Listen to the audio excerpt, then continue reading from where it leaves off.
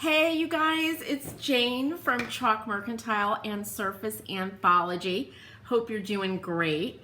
Today I would love to introduce my latest project, which might be a little crazy, and invite you to follow along as I embark on this. It's something new and for me, and I'm actually really excited about getting started. And of course, every start of a new project, we're all excited, and I realize there's a lot of prep work to do first and planning, which is fine. I mean, that's the fun part too. Before I tell you what I'm doing, I want to do a little housekeeping. Some people asked me, I did a box reveal of the July Merry Makers box, and this is the project. You make 7 of these little trees. It is sold out, so there aren't any more of those, and the same goes for the July painted block of the month. You could buy that individually, but the membership, we're moving on to the next month for that one. All right, so what I am, and by the way, to check out the memberships, just go to surfaceanthology.com. and you can see the Merry Makers Club and the painted block of the month, or the barn quilt block. And that leads me to this. So I was outside the other day and I collect old pieces of wood, like a lot of us furniture painters do, and decorative painters.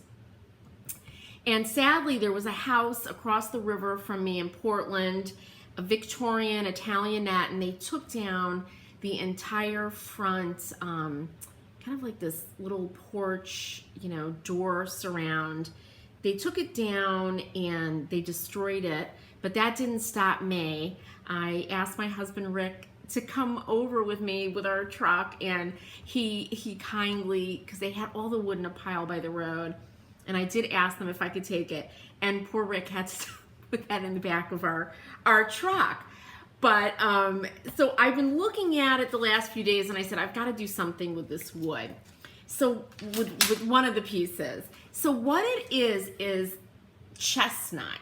And if you look, this is really old. You can see the saw marks there. It's just beautiful, heavy wood. And look at this side. This is the raw side. You could see the little square nails still in it, or maybe not. I'll take some close-up pictures. And here's the side that somebody,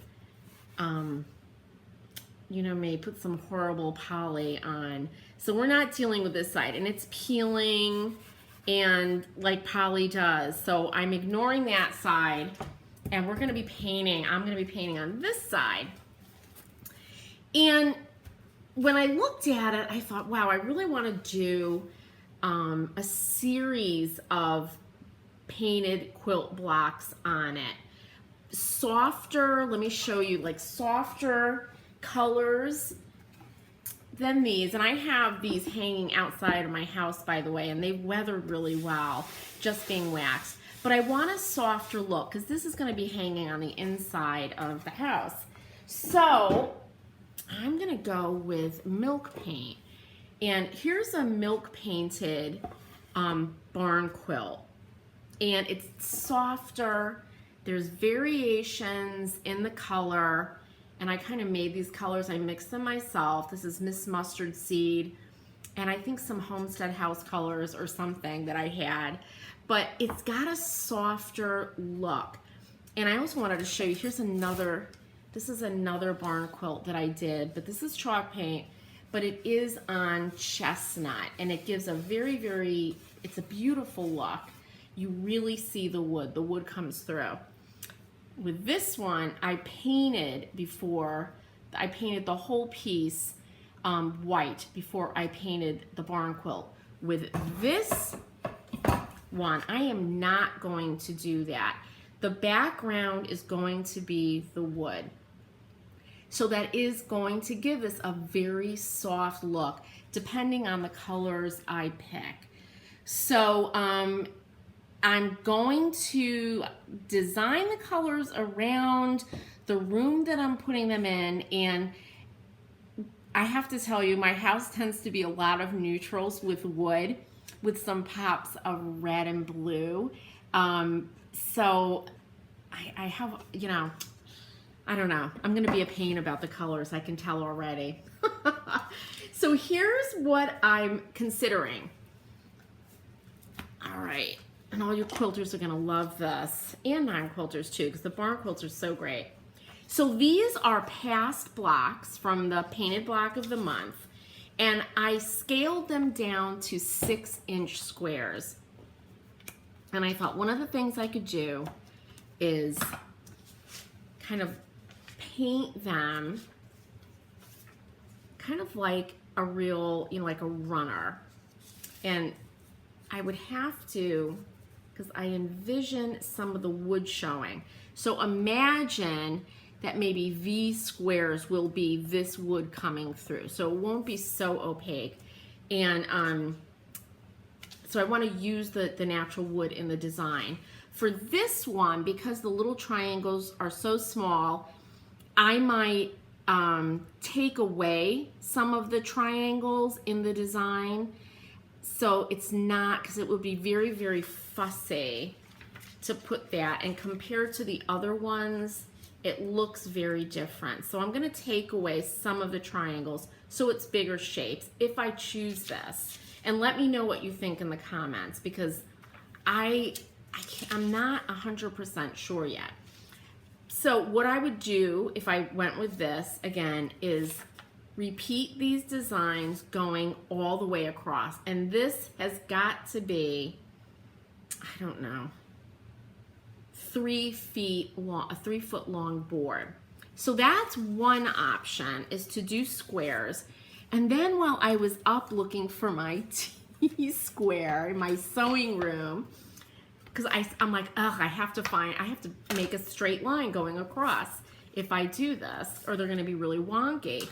I saw my hexagon templates, and I'm like, wait a minute, wouldn't this look cool if I had hexagon shapes going across? And I'm actually working on, and I can't find it now, is a hexagon quilt.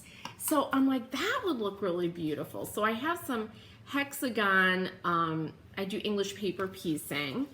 For all you quilters will know what that is.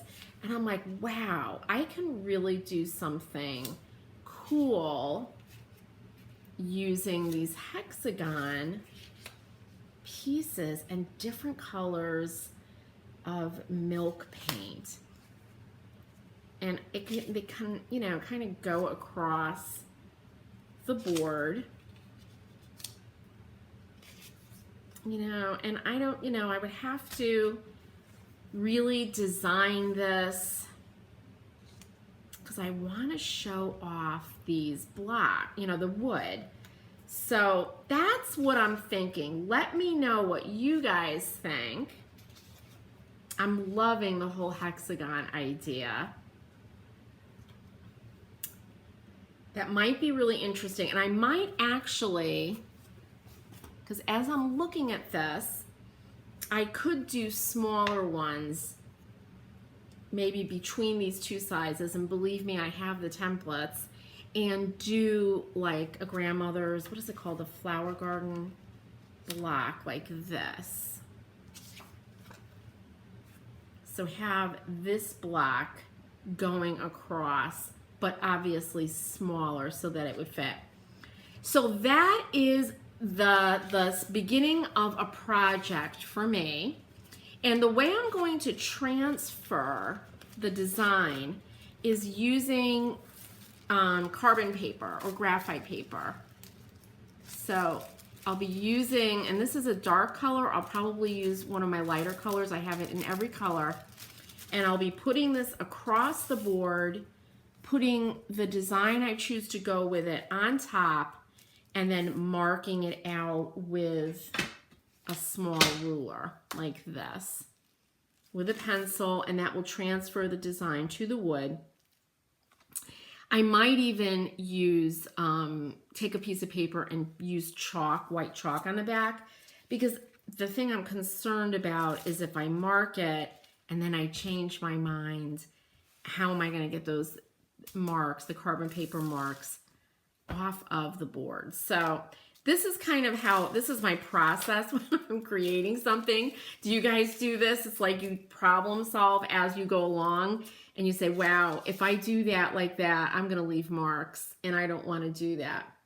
So let me know what you think. I'm going to make a decision today. I'll be posting this up on YouTube also, along with Facebook, and it will be a series as I create this and you make this.